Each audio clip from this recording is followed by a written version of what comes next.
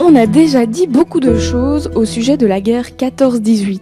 Mais que savons-nous des conséquences de la guerre à Dizon? Comment par exemple les Disonnais ont-ils continué à manger, à s'approvisionner? C'est ce que nous allons voir dans cet épisode.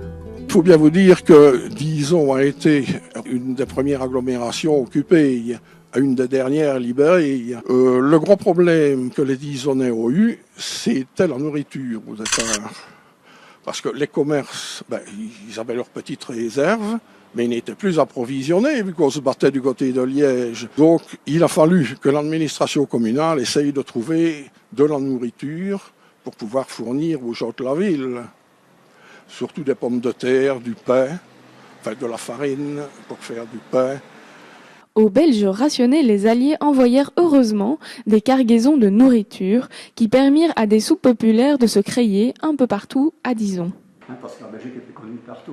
Donc on a eu de l'alimentation d'Amérique, d'Espagne. Oui, parce qu'ils envoyaient de la farine, ils envoyaient des conserves, ils envoyaient des navires complets qui arrivaient jusqu'à Rotterdam. Et à Rotterdam, tout ça était dispatché dans toute la Belgique. Sur les photographies envoyées par les élèves disonnais à la fin de la guerre 14-18 aux Américains, on pouvait lire « Après la lutte pour le bien, au travail ». Les enfants de Dizon aux élèves de Philadelphie. Alors, un deuxième gros problème qui s'est présenté dans la suite, c'était la fermeture des usines. Dizon était un centre textile assez important, comme Verviers, toute la région verviétoise. La plupart ont dû fermer dans les semaines qui ont suivi pour deux raisons. Soit ils ne recevaient plus de matériel de base. Bon, la laine, elle venait d'Australie et d'Argentine. Et il n'y avait plus de transport pour les civils. Et ils ont utilisé, si vous voulez, leur stock.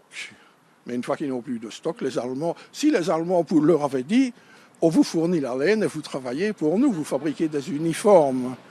Donc il y a les directeurs d'usines ou les propriétaires des usines ont été mis devant un dilemme. S'ils fermaient, leurs ouvriers ne touchaient plus rien, ils n'avaient plus de salaire. S'ils ne fermaient pas, il fallait qu'ils travaillent pour les Allemands. Donc il y en a qui ont fait les deux. Il y en a qui ont carrément fermé. Et il y en a qui, pour que leurs ouvriers aient quand même du travail et touchent un salaire, ont accepté de travailler pour les Allemands. Par exemple, il y a un marchand de chaussures qui a dû fabriquer des bottes pour l'armée allemande. Et il a réussi à épargner tout un stock de cuir et il a fabriqué des souliers pour les élèves des écoles de Dizon. Comme les usines ne fonctionnaient plus, les personnes n'avaient plus d'argent. Alors c'était ça qui leur permettait d'acheter quelque chose. Ouais. Ça, ce sont les pots de caisse. Alors, on peut prendre pour un pain, pour le 10 centimes aide spéciale. Et c'est qui les donnait, ces bons?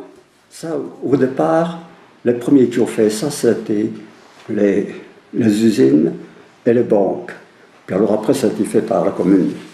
Voilà, vous en savez à présent un peu plus sur la guerre 14-18 et ses impacts à Dizon.